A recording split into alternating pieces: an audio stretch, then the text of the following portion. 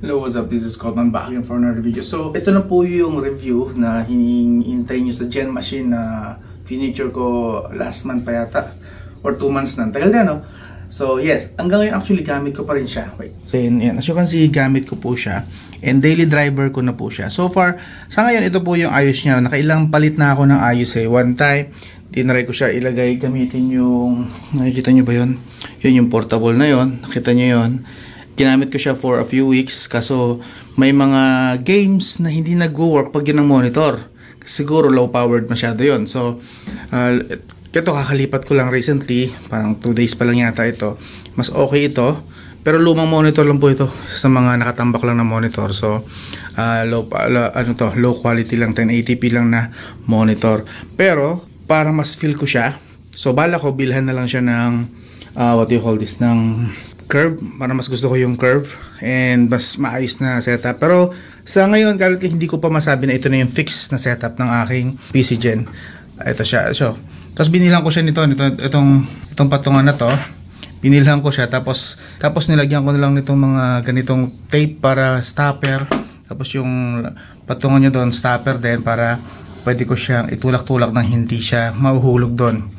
So as you can see, very portable, kahit saan pwede siyang ilagay. Anything na pwede nyo i-set up. So yun. Anyway, gusto ko lang sanang i-deliver na sa inyo to. Hindi ko kasi siya magagawa ng detalyadong review. So, aware naman yata kayo na siyempre ang ang pinaka-highlight ng channel dito is yung detalyadong review. Detalyadong review means pati mga benchmarks on and so forth. So sadly, wala po ako kasing tools, may bayad na kasi ngayon and ayoko naman gumamit ng mga pirated versions. Delikado yun, masama yun, bawal yun. So, ang gagawin ko na lang is review pa rin to, personal experience review, pero hindi na ako magpapakita masyadong maraming numbers. Sasabihin ko na lang sa inyo yung actual na experience ko. Actual experience ko. Papakita ko sa inyo yung performance niya rin. Actual performance din sa mga ilang games na meron ako. Yes, di na kasi ako gamer lately. Ilang taon na actually hindi na ako gamer talaga sa PC. Kasi nga meron na akong Nintendo Switch. Meron na akong, like this one. Switch dito. May Nintendo Switch doon. So, hindi na ako masyadong mahilig sa PC. Ika nga, PC gaming. Hindi na masyado. Konti na lang dito ang games na nilalaro ko sa PC. So that is why, YouTuber na kasi. More on editing na ako. So ang pinaka-focus ko lately, so and magiging parang test, pinaka naging basihan ko para masabing goods talaga ito is dahil ginamit ko siya for many times na sa video editing. Yes, papakita ko na lang siguro sa inyo dyan sa screen. So as you can see, nagamit natin siya ng maraming beses. Video editing, yes, 4K resolution. Hindi na po kasi ako lately, hindi na ako nag-edit ng mga 1080p. No, hindi na. Kasi gusto ko sana, few years from now, mapanood nyo pa rin. Pwede nyo pa rin panoorin ng video ko at malinaw pa rin. Kapag malalaki na yung mga TV nyo, pag gusto nyo panoorin sa malaking TV yung mga videos ko, mga reviews ko, kahit hindi naman magandang edit, pero at least malinaw nyo napapanood. So, lahat ng ini-edit ko, dyan, PC Gen na yan is lahat 4K video na. And ito yung current na setup ko. As you can see, ginamit ko, napakinabangan ko itong gawa ng Goju Dock. Ito kasi sa Goju Dock na to is meron siyang at least 4 dito na type A. Tapos may HDMI din dito just in case. May LAN port din dito. Sa kabila naman, sa kabila naman, meron tayong Type-C, standard SD card, micro SD. So, pinapakita ko lang sa inyo yung pinaka-setup ko. May micro SD card na kasi dito. So, pwede ko na i-direct gamitin dito yung micro SD from GoPro and Insta360. Dito na direct. And then, kung makikita nyo, yung nagamit natin halos lahat. Yung dalawang USB rito. May dalawang USB tayo rito. Since all in all, meron lang tayong 4. Dalawa rito, dalawa sa harap. Yan, dalawa dyan. And then, dalawa dito. So, meron tayong 4. So, kukulangin kasi ako. Buti na lang, meron siyang Type-C. May Type-C port din siya, which is nagawa natin dito. And yung Type-C port na yan is USB Type-C 3.0 with external display support pa nga yan actually. So, pwede ko pa siyang kabitan dito ng isang HDMI, which is meron naman port. So, very good dito si Goju Dock na gamit natin. Kung interesado kayo kay Goju Dock, iwan ko yung link nito sa video description. Very much solid na gamitin. Lalo kapag meron kayong USB 3.0 na high powered o high data speed na capability yung Type-C nyo rito. And then of course, nung una, as you can see, meron tayo ditong speaker. Pero wired na siya ngayon. Kakabit ko lang kagabi. Kakadating na ng order ko. Pero for the past few weeks, ginamit ko po is yung wireless lang po, wireless speaker. Pero now, lumipat ako sa wired. Bakit? Kasi sa wireless is, yun, another, iisipin ko pa para i-charge every now and then, every 3 days, i-charge. So, I decided na go wired na lang. So, yung wired version na lang. And then, yung power niya, of course, ito nakikita yung USB na nakakabit. Sa ano po yan? Sa speaker. So, as you can see, medyo magulo pa yung wiring. And kakasetup ko nga lang kagabi. Kasi, nag-experiment pa po ako ngayon kung ano talaga ang wiring na or yung setup na pabor sa akin. Once na na-decide ko na kung ano talaga yung pinaka-convenient or pag na-finalize ko na ito na talaga yung setup na gusto ko para sa aking gen machine, i-fix ko na, using ko na yung mga wires. Pero so far ngayon, yan nakikita nyo. So basic lang yung ayos, hindi kailangan ng stopper. Bumili na ako na ito, tig 200 plus lang ito from Temu. And then, meron actually ito sa Lazada rin. Iwan ko lang link sa video description sa Lazada. Pwede tanggalin, pwede ilipat anytime. May mga stopper lang para pag pinipindot ko dun sa harap, pwede kunwari pinindot ko dun yung power button dito sa harap, hindi siya malalaglag. And then stopper dito naman sa mismong sa table para hindi rin na maatras to. So basic setup lang, di ba? Pero yung ganyang setup na yan, as you can see, itong setup na to is para sa akin very powerful na. Bakit ko nasabi very powerful? Kung hindi ko pa nabanggit, sa dami ng sinabi ko is, kaya po nito mag-edit ng 4K video with some animations. Yes, not bad sa tagal ng rendering. Usually, kung ilang minutes, yun din ang minutes na natatapos. Like 15 minutes din yung tapos. Pero kung mas maraming patong, syempre, mas tumatagal, maabot ng around 10% to 20% ng time ng edit. Ngayon, for gaming. So, meron tayo syempre gaming results. Na-record ko na actually. And meron din ako actually babasahin na rin din para sa inyo. Para dito. So, yan, sa screen, panoorin nyo na lang. Sa gaming po, is tinest natin dito. Kapag gagamitin nyo po siya, I would recommend na iset nyo yung BIOS sa 45 watts. Papakita ko rin sa inyo sa screen. Yan. So, ito na po yung BIOS niya. So, para maka-enter dito is, pinipress lang pala dito is F7.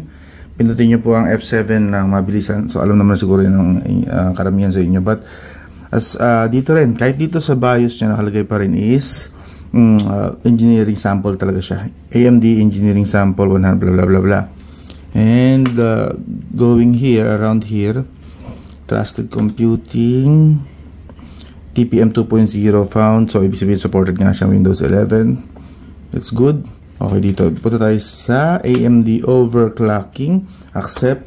Dito sa Encore siguro lagay natin para ma-maximize niya sa ang kanyang processing power, both CPU and GPU. So, para ma-maximize ko, I decided na pumunta lang dito sa kanyang system configuration and i-accept yung kanyang TDP at least siguro up to 45 watts.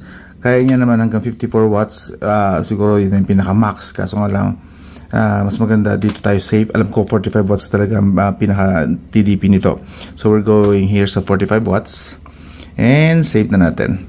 Hopefully, mas mag-improve yung makuha ko mga performance pagka nag-start na ako mag-benchmark. Tapos, make sure na cores unlock. And then, during gaming kapag mga light games lang, makita nyo sa screen, kapag light games lang, stable naman 60 FPS, mga Plants vs. Zombies, mga Limbo, basta mga basic lang, 60 FPS ko, okay na. Usually kasi mga nakalock naman ng FPS na mga yon. Pero going to, pa-heavy tayo ng konti. Torchlight 2 nilaro ko, RPG game, pinaka-favorite ko na RPG game, pwede kasi offline dito, solo mode. Nag-run naman siya around 70 to 80 FPS at high settings. High graphic settings po yun. 70 to 80 FPS average.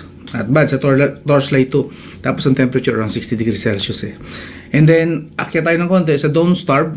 So medyo maraming particles dito. High settings din siya, pero ang average niya is around 60 FPS din. So pagka mga low games, usually okay naman sa 60 FPS, not bad. Pero umakyat tayo ng konti sa medyo mas heavy na. Lumipat ako sa Little Nightmares 2. So nag-run naman siya ng 1080p. 1080p po yan. High settings din. High settings yung graphics. Pero nag-average lang siya ng around 20 to 25 FPS. So medyo hirap siya sa medyo demanding talaga na graphics. So switch ko siya sa medium graphics pero 1080p pa rin. Stable siya at around 20 to 30 FPS. Kung ibababa ko yung graphics pero same resolution, medyo nag-i-improve ng konti yung FPS niya. So what I did, binaba ko na lang siya tuluyan sa 720p and low settings na lang. In fairness, nung 720p siya, Little Nightmares 2 pa rin, average at around 40 to 50 FPS. Kita nyo naman dyan sa screen. So, okay siya kung malalaroin nyo kung mahilig kayo sa mga ganito lang hindi naman to technically heavy game itong Little Nightmares. Nasa mid lang to, mid. And then, another mid game lang din kasi ito lang yung mga collections ko. Sorry konti lang yung collections ko sa games. So, pagtyagaan nyo na muna ito. I hope ma-i-translate nyo ito base sa hinahanap nyo na sagot sa questions nyo kung bibili nyo ba talaga si Gen Machine. So, Assassin's Creed Brotherhood, sensya na, ito lang yung meron ako. Niran ko siya at 1080p. Somehow, medyo heavy rin naman itong games na to. 1080p pero high settings, yes. In fairness, nakakuha ko ng 50 to 70 FPS. Not bad. That's 50 to 70 FPS. Minsan nga, pumapalo pa siya randomly ng 80 to 90. But most of the time, 50 lang talaga. 50 to 70 FPS. Doon na siya naglalaro. That's Assassin's Creed 1080p at high settings. Ngayon, di pa naman tayo sa medyo mas demanding pa ng konti sa graphics. Kaya makikita nyo naman, Need for Speed Most Wanted 2012 version. Yung 2012 version, sinet ko siya sa 1080p pero low settings. Nung nilalaro ko na siya, nag-average siya ng around 40 to 45 FPS. Not bad na rin naman yun kasi sa Nintendo Switch ko nga nakakapaglaro ako ng 30 FPS lang So 40 to 45 FPS, decent na yun. Pero sabi ko, baka kaya pa dito na makapagpiga pa ng more FPS. So what I did, switch ko sa 720p and low settings lang yung graphics. In fairness, naka-average ako ng 60 FPS stable. So not bad. Pwede pala siya sa Need for Speed Most Wanted, the 2012 version, yung medyo mabigat-bigat na versions. Ngayon, lipat naman tayo sa mas mabigat pa. Ito, mabigat talaga to. Ito na yung last actually. Wala na ako masyadong games dito kasi. Tinry ko yung God of War. Kasi itong God of War na to, nagra-run siya sa main PC ko sa labas. Galaro siya at least around 90 pataas. Pero dito, sadly, sa 1080p lang yung pinaka-lowest ko na pwedeng i-set sa kanya. Tapos, for some reason, hindi nag-work yung FPS counter. Pero kitang-kita nyo naman, ayan, pakita nyo sa screen, makikita nyo sa screen, kitang-kita nyo naman na, tansyahan lang to, 10 to 15, okay? 10 to 15 FPS lang yung kanyang performance, itong FPS na nakikita natin. Since hindi gumagana yung FPS natin from Xbox na built-in, na native na FPS counter, pero kung tatansyahin ko, since nag-work naman siya, kahit pa paano, hindi ganun ka-delay yung response, tansya ko 10 to 15 FPS lang talaga siya. So, basically, not playable para sa akin. Hindi pa nga yan nagkakaroon ng battle. Lalo na siguro pag may battle, baka bumagsak pa yan ng 5 FPS. So, yun. In conclusion, hindi ko siya sasabihin gaming PC. No, kalokohan yun. Hindi siya gaming PC. But for productivity PC, very good po siya. Kasi nagamit ko na siya for many times. Buwan ko na siya ginagamit, alam ko. Basta naglalaro na sa buwan. So technically, gamit ko talaga siya. And everyday ko po siya ginagamit sa trabaho ko. Since siya na yung nilagay ko ko. Siya na yung main ko rito sa studio. Sa studio, siya na lang dito ang pinaka-main ko rito na PC. May laptop ako, but that laptop is ginagamit lang mostly sa mga transactions lang na mga chats. Yan. But for heavy, like mabilis ang edit, mabilis ang research, and then other stuff pa mostly na medyo may konting kabigatan, may konting heaviness din naman, medyo demanding kahit pa paano. Masasabi ko, solid po na gamitin ito. And regarding naman sa fan noise, ayan po, pakinggan nyo na lang po yung fan noise nya.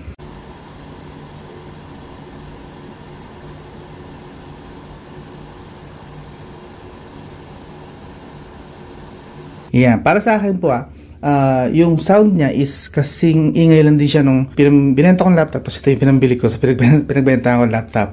And speaking of pinagbenta kong laptop, ang price nga lang po pala nito is, itong nabili ko is kasi iba-ibang configuration. This one is 17,000. Tapos nakakuha ko at that time merong available na voucher, so nakuha ko siya ng 16,000. Pero papakita ko lang din sa inyo sa screen para mas maganda. Ayan, ito siya. Click lang natin. Ito yung actual na binili ko. So 17,000 talaga siya, 638. Nagamit ako siya ng 1,000 plus na voucher, so nakuha ko ito ng 16,000. Pero ang configuration na yun kasi is 16GB RAM, 512GB na storage. Pwede po nyo siyang bilhin na mas mura kung gusto nyo para mapag-ipunan nyo. Yung pinakamura nila is walang RAM, walang SSD, since madali lang naman po siyang i-disassemble. Papakita ko sa inyo mamaya. Yan is nasa 12,800 lang. May 8GB to lowest yata nila, 8GB 256, 15.5. Ayan, pataas ng pataas siya, the more na. Pinaka highest configuration nila is 20,000, bali 21,000. This is 32GB RAM, 1 terabyte na storage. Iwan ko yung link dito sa video description. I hope magamitin yung link ko kasi para at least meron akong 3 pisong commission dyan. 3 or 6 pesos na commission. Meron tayong commission dyan kapag ginagamit yung link ko. Pero wala pong dagdag yun na bayad sa inyo. Yun ay commission ko lang galing mismo kay Lazada. Hindi galing sa brand ha. Hindi po yung brand ang nagbabayad ng commission ko dito. Si Lazada. Kasi gamit ko is Lazada affiliate lang. So yun. Sana gamitin nyo lang yung aking link. Again, hindi po ito galing sa brand. Yung makukuha kong commission na kay Lazada po na commission. But anyway, continue tayo. So, pakita ko lang sa inyo yung mga ginawa ko sa kanya for the past week. Kasi talaga dapat unboxing video and some test lang. Pero naisip ko, ito na yung ipa-finalize ko na yung pinaka-video. And then, papakita ko na sa inyo yung mga pinagagawa ko for the past weeks. Pag-experiment kung paano siya gamitin. So, pakita ko lang sa inyo dyan sa screen. Ito, tinetest ko lang muna siya. Initial test lang ito. Wala pa akong binabago sa settings niya sa motherboard, sa BIOS. Wala pa lahat. So, nakasetup lang siya as is. Ganyan lang. So, as you can see, nakasaksak lang dito yung power, HDMI, what else, mouse, keyboard, yan. Basic lang. So, yun. Sinet ko lang siya ng ganyan muna, basic. And so far, mabilis naman siya. Pero may mga napansin lang ako na medyo questionable. Like I said, diba? I mentioned earlier na this is an engineering sample. And lo and behold, nakalagay nga talaga literal. Engineering sample. So, pag tinignan natin dito sa ating task manager, as you can see here, right here, wait. It doesn't say na Ryzen 9 siya, 5900HX. It does say AMD Engineering Sample 100-00 blah blah blah blah. So, I don't know kung pwede ko siyang i-check sa AMD gamit yung code na yan, but pag tinignan natin sa website ni AMD, supposedly, ang base dapat na processor niya 3.3 GHz. 3.3 GHz ang base clock up to 4.6 GHz. But this one, base clock po niya is 3.1 GHz. That's, ayan, ito nakita nyo. That's medyo nakaka-turn off kasi I was expecting higher base clock. Ang duda ko dyan, dahil nga mababa yung base clock, baka mababa rin yung kanyang boost, max boost clock. Like dito, supposedly dapat nakalagay is 4.6 GHz. So, possible kaya na ganun din. So, parang, in a way, hindi full potential ng Ryzen 9 5900HX ang nabili ko. But I guess that's the problem na bumili ako ng murang version. And ito nga, engineering sample pa nga ito, nakalagay rito. And I check sa CPU-Z. Ito, binibenchmark ko kasi siya sa CPU-Z. Ang highest processor niya, nakalagay dito, sa multithread, ang score niya is 6,499. That's not bad actually. Decent naman yan. Pero sa single thread, ang babas, that's 605 lang. Napakababa po niyan. So, maybe I'll do some test pa. Other test benchmarking app pa. I'll see if I can, and of course, try ko rin na baka naka-low wattage siya sa BIOS. So, maybe kailangan kong i-restart or reboot. And check BIOS settings right now. So, actually, pwede ko nang gawin yun. So, reboot tayo saglit ha. By the way, this is already running on Windows 11 Pro na siya agad. Out of the box. So, konting lang. Papakita ko sa inyo saglit. Type natin DXDiag para makita nyo lang din agad. See, this is running on Windows 11. At nakikita nyo rin dito sa DXDiag is AMD Engineering Sample din. Plus yung code. 16 CPU, which means 16 threads. Tama yung 16 threads na part, pero yung base clock ang hindi. Hindi yan yung ina-expect ko sa processor na to. Pero let's see. Anyway, reboot ko na.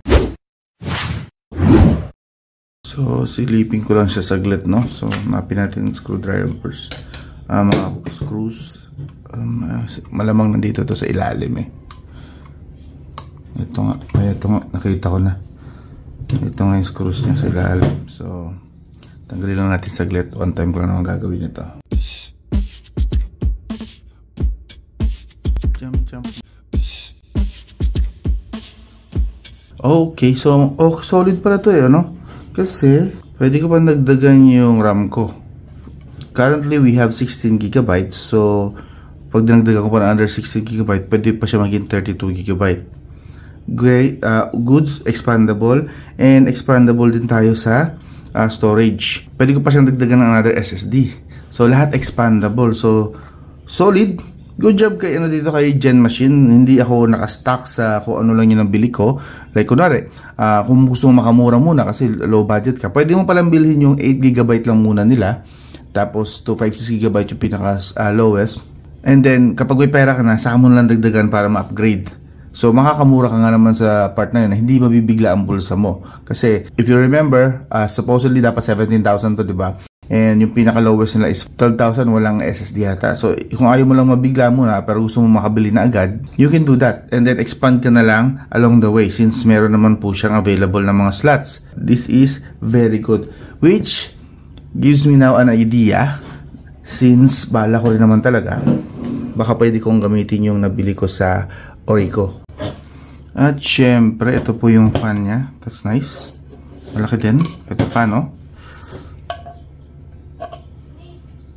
Solid yung fan, no? Basically, parang pang gaming laptop yata ito na fan. Mas malaki siya sa normal. So yeah, andito na rin yung heatsink, obviously.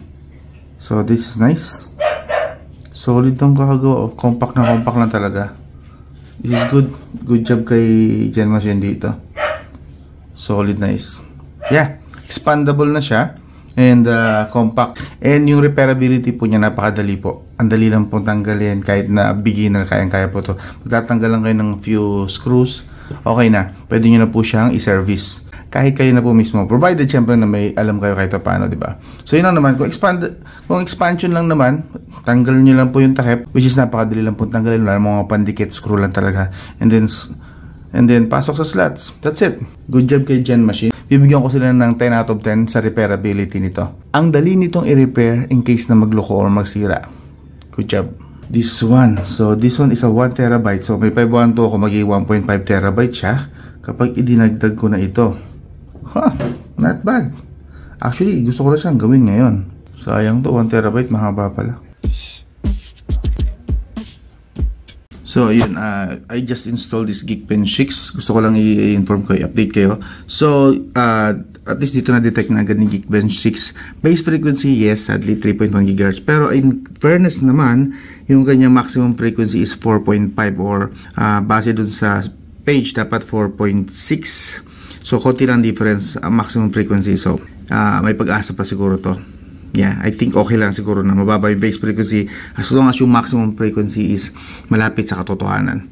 Okay, anyway, start ko na ang Geekbench. So, Geekbench 6, naka-score tayo ng 1,938 sa single score and multi-score 6,129. Actually, mataas yung single score niya base sa record ng Geekbench. Check natin na yung record ng Geekbench mismo. This one, 1,841. Mataas siya sa single core. So that's, I believe, okay, no? But the multi-score 7,525 dapat ang registered dito sa Geekbench. Mine just itong gamit natin is 6,129 lang. So mababa yung score niya sa multi-core. That's sad. And kung titingnan natin yung processor benchmarking, nandito siya sa pinakahalos baba na score. Ito 1,841. Napakalayo pa niyan, ko sa pinakataas. So yeah, hindi siya ganun kalakas as far as I can see. And maybe check ko pa sa ibang Geekbench, sa ibang benchmarking app naman. Tingnan natin kung ano magiging scores. Pero so far, acceptable, I believe. Kasi 16,000 pesos lang naman ito nabili. So I guess I can't really complain that much. Pero yun nga lang, yung expectations ko lang medyo nababasag unti-unti. But hindi naman siya bagsak na bagsak. Medyo nagkakakrak lang. Okay?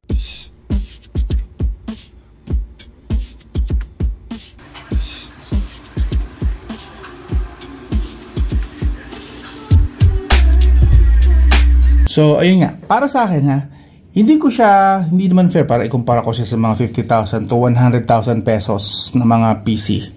Yes, and mga bulky yun usually. But this one, for 16,000, sabihin natin yung totoong price niya na nabili ko, 17,000 pesos, okay? So 17,000 with 16GB na RAM, 16 GB na RAM, and 512GB na M.2 SSD, tapos Ryzen 9 5900 HX pa, kung gusto niyo performance mode, HX or H lang. Iwasan nyo po yung mga U, yung mga U, letter U sa dulo kasi mga ano po yun, low powered po yun mga U. So H or HX ang bibilhin nyo para performance mode talaga. So this is not a gaming, okay? Clarify ko lang, this is not a gaming PC setup. No, don't expect na gaming performance to. Nakita nyo naman, hindi siya for gaming, but for productivity. Kung for schooling, actually, konting programming, pwede na rin dito kahit paano since mataas naman ang RAM niya. And we have what? This Ryzen 9 has 8 cores and 16 threads. 8 cores, 16 threads, mind you. So, this one is kayang-kaya po yung mga basic to medium na mga task. Okay? Nothing heavy. Pwede video editing, pwede na rin kahit paano. But kung kayo yung mahilig sa sobrang maraming animation sa video editing, tapos 4K pa yung videos nyo, siguro hindi to, hirap to yun. Pero kung 1080p, maraming animation, kaya. 4K, konting animation, kaya. Pero 4K, maraming animation, alanganin, siguro medyo may hirapan na to. And hindi rin po siya prone sa overheating. Sa mga nagtatanong dyan, baka nag-overheat yan? No, hindi po siya nag-overheat. Ang pinaka-highest ko rito while video editing na yun kasi 30 minutes yata ng video editing yun, something like that. So matagal. Makapakita ko lang dyan sa inyo sa video. Hindi po siya ganun kainit kung skin temperature ang pag-uusapan. Pero siyempre, kapag tinignan natin sa actual, dun sa mismong kanyang hardware monitor, is mahato siya ng around 90 degrees Celsius, but that's CPU. Okay lang yun, mataas naman ang threshold talaga ng mga ganitong CPU. Okay? CPU po yun, wala kasing battery ito para doon tayo bumase. But CPU wise, umahato po siya, ang pinaka-highest siya is 98 degrees Celsius, pero yun ay nung tinest ko lang siya sa gaming. But for video editing, solid na po siya around 80-90 degrees Celsius kapag heavy talaga yung editing na ginagawa nyo. So overall, para sa akin is very much, wala na po kayo mabibili. Tingin ko brand new. I don't think so. Brand new na PC sa 17K, tapos kaya itong lahat ng to, wala na kayong mabibiling ganon sa panahon na to. So, I think, swerte ako na nahanap ko to kasi ang tagal ko rin namang ginawa 2 weeks. 2 weeks akong nag-research. Actually, last year ko pa ta-target na bumili ng ganito. Sabi ko, meron na kaya ngayon na mga mini PC na kaya sumabay sa pangangailangan ko? Not a gamer na pangangailangan. High productivity lang ng mga pangangailangan, kaya sumabay sa akin mini PC. Kasi sa edad kong to, hindi na ako mahilig sa mga malalaking kaha. Tapos na ako dyan, gumraduate na ako. Ilang dosay na, hindi lang, hundreds na yata. Hundreds na mga PC na nahawakan ko. LED, RGB, ang dami. Pero yung performance niya is wow. Okay? And the price, 17,000. Wow. Wala na kayong mabibiling ganyan sa ganyang price tag na ganito ang performance. I don't think so. So anyway, marami po actually dito kay Gen Machine. Yan, ito kay Gen Machine ng mga items na iba-iba pa po. Actually, marami sila dito pagpipilian. Pero ito yung best na marirecommend ko sa price nyo. And if you want, bilhin nyo rin yung kagaya configuration ng akin. This, the 16GB, 512GB na storage. Kung gusto nyo ito na lang kasi ito tested ko na talaga to at maaasahan. This is the Ryzen 9 5900HX. So ano pa ba? Sa spasyo, nasa kanya-kanya naman kanya-kanyang creativity naman yan. Pero so far, like I said, hindi pa ito yung final na ayos ko. Kinakapa ko pa kung ano talaga ang gusto ko na setup. Pero as it is right now, I like this. Siguro ayusin ko na lang muna yung wiring. Not sure. Yung una, puro wireless mouse and wireless keyboard ang gamit ko rito. Kaso nagkakaroon ng delay. Tapos hindi ko gusto yung delay niya, yung response ng mouse, especially kapag matagal ko hindi ginamit. Then babalik ako, kailangan marami munang uga-uga para tapos pindot dito para mabuhay or magising ulit yung mga wireless ko ng keyboard and mouse. So I decided, balik na nga lang ako sa wired. Nasa pag-aayos na lang depende na lang siguro sa pag-aayos yan. So ito yung setup ko ngayon. Yeah, not much. And also, ewan ko nabanggit ko sa inyo, hindi na po siya currently 512GB. This setup is dahil meron akong Orico. So yun, papansin nyo meron doon Orico. Ito na actually ngayon ang bago siyang setup. Since expandable po siya, both RAM and SSD, yes, expandable. Saan ka pa? At ang dali pang buksan. Highly repairable talaga siya. Ilang tornilyo lang gagamitin nyo, pwede nyo na siyang pakialaman doon palitan ng mga pyesa, so on so forth. Sa mga nagsasabi na mga mini PC daw is mahirap ayusin kasi mga nakasoldered na yung parts. No. This one, mga parts nito po is yung mga importante, yung usually mga gusto mong i-upgrade is repairable po. Either di-screw lang or di-clip. So, kung may alam kayo sa pag-upgrade ng mga piyesa ng PC, ito po, highly recommended. Andali po. So, I added a 1 terabyte. So, from 512 GB, I now have 1.5 terabytes. So, yun ang bilangan niya kasi cloud storage yan. But this one, 1.5 terabytes na po ang aking current storage. Pero same pa rin naman, 16 GB RAM pa rin naman po ito. So, same pa rin naman, 16 GB na RAM. Pero again, sa SSD, dalawa, as you can see, dalawa na siya. Yeah, kasi kinabit ko na po ito. So, 1.5 terabytes na siya. So, kung meron kayong mga extra dyan, or pwede nyo pag-ipunan na lang, kung kulang sa inyo, kung bibili nyo yung pinakamura, ito yung walang RAM, walang SSD, or may 8 GB RAM, 256 GB storage, yan na muna bilhin nyo para makamura kayo, di ba? Kung yan ang bibili nyo, then, pag-ipunan nyo na lang yung extra RAM pa ulit, at extra storage na SSD, why not? Pwede. Solid na po yan. So yun. Anyway, bago matapos, papakita ko lang sa inyo saglit ang specs niya. Ito po yung specs niya just in case ng mga may expectations kayo. Full specs, ito po. Yan. Pause nyo na lang yung video. And again, that was Gen Machine. Sorry kung walang masyadong benchmark, pero may mga pinakita naman ako sa inyo ng mga FPS. Yun lang kasi available na free. And ayoko naman gumamit ng mga pirated na mga software. So, pag-ipunan ko na lang muna. Total, hindi rin naman kasi PC yung pinaka main content ko rito sa channel. So, sabi ko, hindi naman worth it na gumastos ako. Hindi naman yun ang pinaka content ko. Alam niyo naman, smartphone talaga content natin dito. But, yun nga. Sensya na kung walang mga benchmark. But, I can assure you, yung mga sinasabi ko sa inyo, experience-based, lahat po yun, for the past few weeks. Not days, weeks na po. I believe month na nga eh. So, I can confidently say na pwede po siya. Low to medium na mga productivity. High productivity pwede na rin, basta wag lang high gaming. Wag lang high gaming. So, ang pinaka-negative ko lang siguro sa kanya is kulang yung USB. Feeling ko dapat mga 6 ang USB nito, pero 4 lang. Pero okay na lang din. Wala akong masyadong issue doon. And wala na akong maisip currently na negative sa kanya. Kasi ang mura ko na siya nakuha eh. Kasi yung PC ko sa labas, yung ginagamit ng video editor ko is nasa 40,000 plus yun. Tapos inunti-unti ko ng upgrade.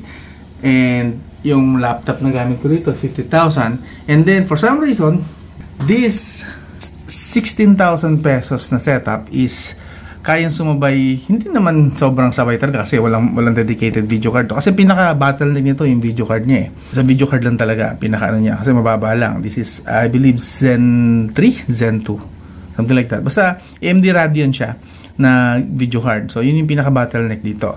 Pero the rest of the performance, okay lang. Basta, CPU focus yung mga task na ibibigay mo sa kanya. Pwede na to. So again, Gen Machine Mini PC AMD Ryzen 9 5900HX ES. Sa mga nagtatanong, ano ba yung ES? ES is Engineering Sample. Yeah, kaya siguro siya mura kasi yung mga engineering sample ito. Pero it doesn't matter kasi 3.1 pa nga yun. 3.1 GHz, 3.1 and 3.1 GHz lang yung base clock niya. Ang baba, di ba? Pero it doesn't matter kasi once na naayos nyo yung BIOS clock niya, yung clock speed niya, tapos ima-manual nyo siya, makikita nyo naman dito na humataw pa nga siya actually hanggang 6 GHz while gaming. Yes, nag-overclock siya. Since sinet ko kasi yung kanyang voltage, nag-manual voltage ako hanggang 45 watts. So, hindi nakita rito eh. Pero, during gaming, I believe na apakyat ko ito hanggang 6 GHz pa nga. So, importante po na itaas nyo yung voltage niya bago kayo mag-reformat lahat, etc. Ayusin nyo muna yung BIOS, 45 watts, unclock version, unlock clock speed. Tapos yun, 45 watts, basta iset nyo lang sa 45 watts agad. Huwag nyo isagad sa 59 watts kasi baka masira yung unit. So, huwag nyo isasagad doon. So, pinaka-safe para sa akin is 45 watts lang. Kasi, by default, kapag binili nyo siya, darating siya ng around 30 watts lang yata TDP. Yes, 30 watts TDP lang. So, I would recommend na i-set nyo siya agad. I would recommend na set nyo agad ito sa BIOS ng 45 watts. Alright? This is Cotman. That was Gen Machine, Ryzen 9 5900HX ES Engineering Sample. I'll talk to you again soon. I hope okay lang sa inyo kahit na hindi detalyadong review. Ano naman yun? Real use naman yun. Everyday use na verdict. So yun. Anyway, sensya na ulit. Bawi na lang ako sa ibang reviews. Okay? Pero sa ngayon, thumbs up talaga sa akin yan. Si Gen Machine. Good job, Gen Machine. Hindi po sponsor ng Gen Machine to. Disclaimer lang. Hindi po ito sponsor. This is sarili kong pera, talagang nag-decide ako na ibenta yung laptop ko para lang bilhin ito. So, yung review ko is totoo po yan, honest. Yun lang, I'll talk to you again soon.